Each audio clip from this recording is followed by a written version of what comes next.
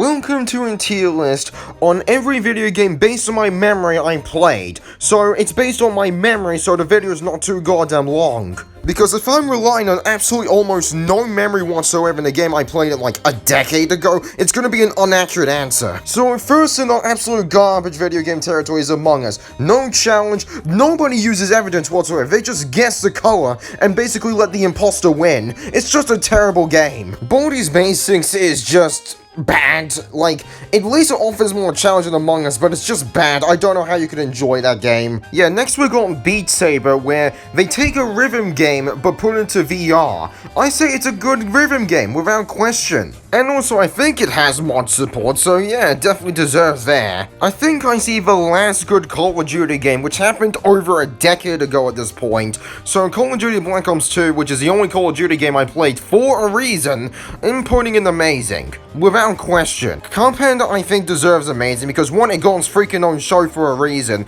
and two, it challenges the player. Clash of Clans is just essentially a mobile game where you wait and it has microtransactions. That is the entire game, so it's basically horrible. It has almost no gameplay. Yeah, I have still not found a better demo than this, so I think it deserves an amazing for what it's offering for free. Doom Eternal is obviously a masterpiece. I can't think of a single issue this game has. And yes, I played the 2016 Doom game as well.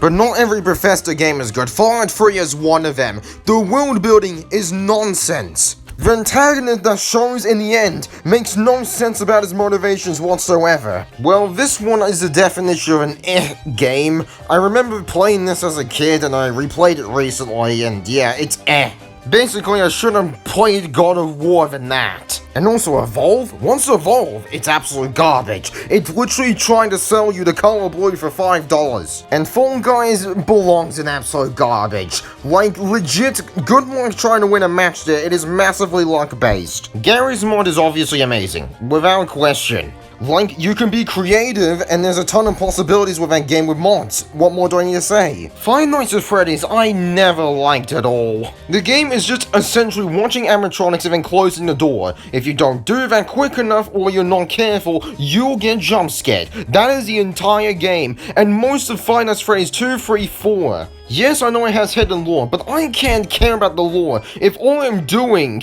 is sitting down and closing doors and not trying not to get jump scared. Anyways, moving on, I think this is, of course, the one and only iconic video game franchise that defends parents massively, GTA. GTA 4 is an amazing game, and it has really good DLCs, what more do I need to say? I made a vehicle tier list on this game for a reason, because I prefer it more than GTA 5. Five Nights Funkin' already made a video on it. It's a bad rhythm game. There is almost no challenge existing in this game unless you use mods. The only redeeming thing about that game is maybe mods, and still, even that has issues. I mean, like I said, GTA is a game that offends parents, so of course I would definitely get GTA San Andreas. Like, a ton of iconic lines you could think about in that game. And GTA 5/GTA Online, just nah, it's not that good.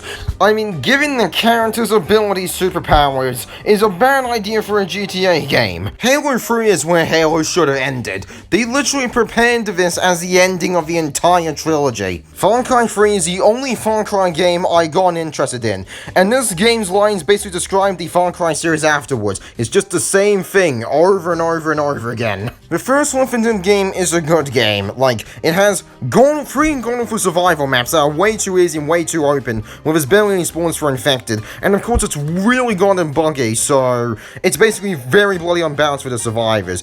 Where the more superior Left 4 Dead 2 exists, where like, yeah, that sequel is a masterpiece. Like, yes, it has like 2 issues or something like that, but again, that can be easily fixed with modding or online. And Left 4 Dead 2 is the only few games where people still play it after a decade later online. Yep, not joking, people still play Left 4 Dead 2 after 14 years. So Geometry Dash, well, I mean, it offers challenge for the player, so yeah, I think it's a good mobile app. Fortnite has RNG shots, microtransactions, and things they get for quote-unquote skins or video game references that are only used for skins. So I can say it's an absolute garbage game. Pong, compared to every other video game that is released, I mean, yes, you can enjoy it, but it's just alright for me compared to all the others. And same go with Pac-Man, I think this game is alright for what it was going for as well. Getting over it challenges the player, so that means it's obviously belonging in amazing. Like, it has one unfair difficulty jump where I think it was called Orange Hell, but that's literally about it for the issues of getting over it. Pokemon Go could have been a good idea, but there's just one issue with it. It's called the gym. I have more enjoyment going to the gym than playing Pokemon Go.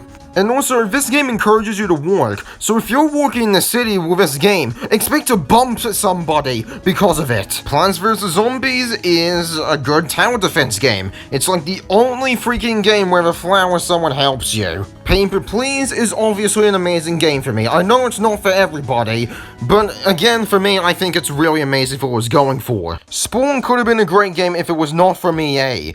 Like, the Tribal stage is literally the same as the Civilization stage. Two of them is literally the same gameplay. And the best parts of this game is the space stage and this creature stage. Of course, we're adding in a cool maps game. Run 3, I think, is alright for what was going for. Tabs or Totally Accurate Battle Simulator is a good freaking strategy game. Why do I not think the game is amazing? Because I think the game is too easy. Wii Sport Resorts is a good tech demo. The reason why I'm not putting it amazing is because it's a tech demo, and Wii Sports Resorts, it offers you more than Wii Sports. Portal is a really good puzzle game. Like, what more do I need to say? This game, I don't know why people call it a masterpiece. It is so goddamn overrated, where I'm like, no, once you reach Heartland, you will realize it's not a masterpiece. You'll literally hate someone spam calling you near lava every 3 to 5 seconds.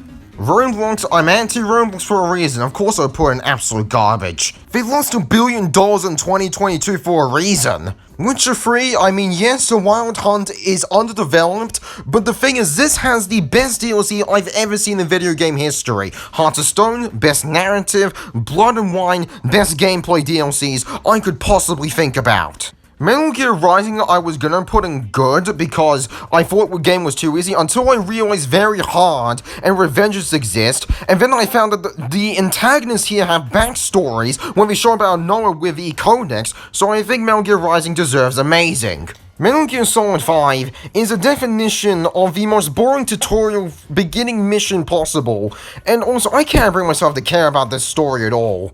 And also, I don't understand how the prequel of the Metal Gear Solid franchise has this advanced technology, more advanced than, you know, the other games. And The Last of Us Part 2, people have gone on about this so goddamn much. It's either not so good or pretty horrible. I'm pretty not so good because it improves somewhat of the gameplay, but again, narrative is absolute garbage.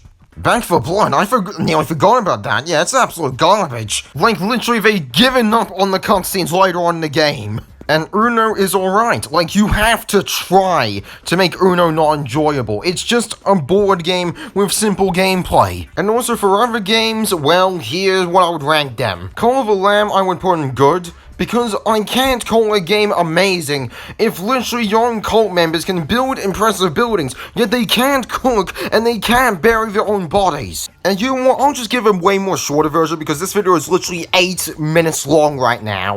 Like, Konoha 1 is great, Konoha 2 is a masterpiece, Pizza Tower is amazing, Chess First Person Shooter, which is a gameplay I'm using right now, is a good freaking online game that is still active. And I would probably put in The Last of Us Part 1 I would never play, because the PC port is unplayable, and I'm not giving them $100 over an unplayable port. Ace Attorney, the original trilogy, I would call amazing. Minecraft is a masterpiece. And the last one I'm gonna mention is The Murder of Sonic the Hedgehog, which I found was a good visual novel game, and that game was made as an April Fool's joke. So if you want to disagree with something in this tier list, then type it down in the comments below, and I'll reply you more reasons why I put them in the places they are. Because I can't do massive analyzation on these games in a tier list video. So yeah, like, if you want me to be more analytical with them, then yeah, the comments exist for a reason. So anyways, I'm fading out the video. Enjoy the games I recommended, good to masterpiece, I guess, if you have the money